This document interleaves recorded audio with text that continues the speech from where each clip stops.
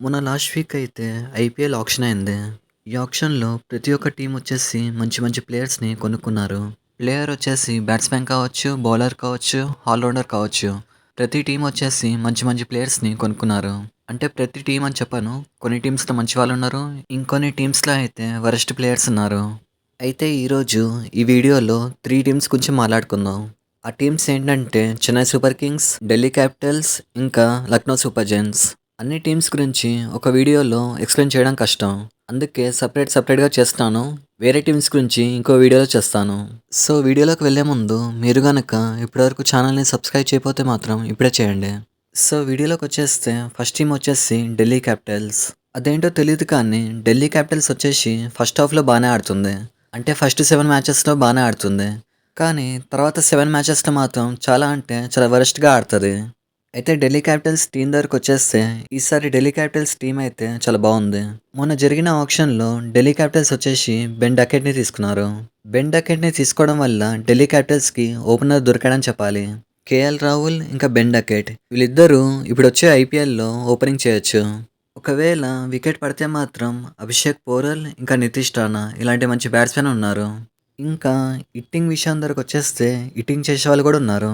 Axar Patel, stubs ఇంకా ఆశుతోష్ శర్మ ఇలాంటి మంచి హిట్టర్స్ ఉన్నారు. అలాగే ఈ టీంకి బ్యాకప్ కావాలంటే డేవిడ్ మిల్లర్ ఉన్నాడు. ఇంకా బౌలింగ్ విషయం దగ్గరకొచ్చేస్తే బౌలింగ్ అయితే మామూలుగా లేదు. వరల్డ్ క్రికెట్‌లోనే one of the greatest bowler అయిన మిచెల్ స్టార్క్ ఉన్నాడు. ఎన్గిడి ఉన్నాడు, నటరాజన్ ఉన్నాడు, కుల్దీప్ యాదవ్ ఉన్నాడు. సో ఈసారి ఢిల్లీ టీం అయితే మామూలుగా లేదు. ఒక రేంజ్‌లో ఉందని చెప్పాలి. సో ఈసారి ఢిల్లీ టీంకైతే ఐపీఎల్ ట్రోఫీ గెలిచే ఛాన్స్ 75% ఉందని చెప్పొచ్చు.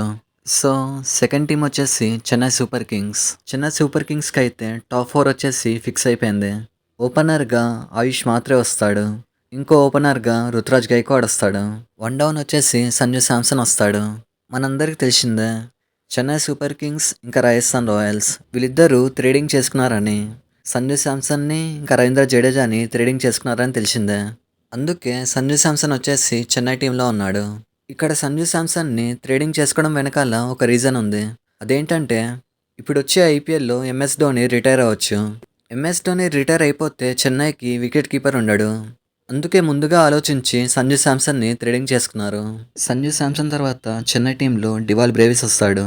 దాని తర్వాత శివన్ దూబే ఇంకా ఎంఎస్ ధోని ఇలాంటి మంచి ఫినిషర్స్ ఉన్నారు. అయితే ఎప్పుడు లేని విధంగా ఈ ఆక్షన్‌లో ఒక మిరాకిల్ జరిగింది. ఈ ఆక్షన్‌లో చెన్నై సూపర్ కింగ్స్ వచ్చేసి 2 ప్లేయర్స్‌ని కొనింది. 14 కోట్లు పెట్టి 2 ప్లేయర్స్‌ని కొనింది.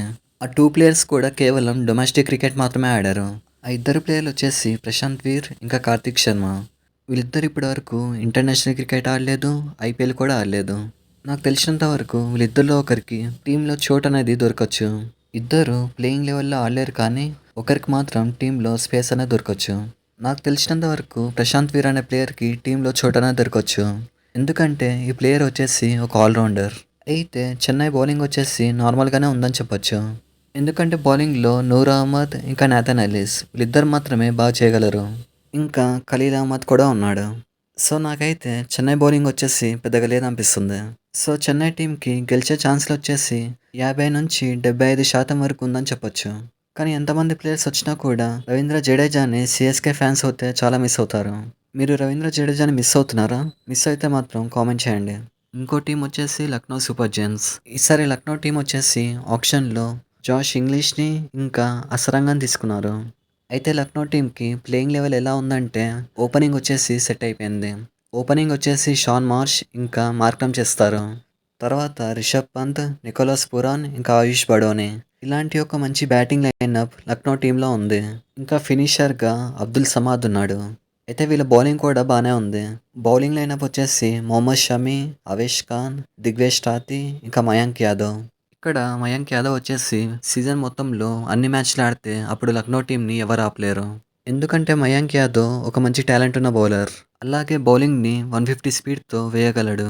సో ఇక్కడైతే లక్నో టీం వచ్చేసి బావుందని చెప్పాలి. ఇక్కడ లక్నో టీంలో జాష్ ఇంగ్లీష్ వచ్చేసి కేవలం 4 మ్యాచ్‌లే ఆడతాడంట. ఒకవేళ 4 మ్యాచ్‌లు కాకుండా ఇంకెక్కువ ఆడితే అప్పుడు లక్నో టీం ఇంకా స్ట్రాంగ్ అవ్వచ్చు. సో లక్నో టీం కూడా 75% ఛాన్స్ ఉందని చెప్పొచ్చు ఐపీఎల్ ట్రోఫీ గెలవడానికి. సో ఇక్కడైతే Delhi Capitals, Lucknow super giants ఇంకా చెన్నై సూపర్ కింగ్స్ ఈ 3 టీమ్స్‌ని పోలిస్తే చెన్నై టీమే బావుంది. అయితే మీరేమనుకుంటున్నారు? ఈ 3 టీమ్స్‌లో ఏ టీమ్ స్ట్రాంగ్ ఉందో కామెంట్ చేయండి. అలాగే చెన్నై టీమ్‌లో మీకిష్టమైన ప్లేయర్‌ని కామెంట్ చేయండి. సో, ఇది మ్యాటర్. చూసారు కదా వీడియో.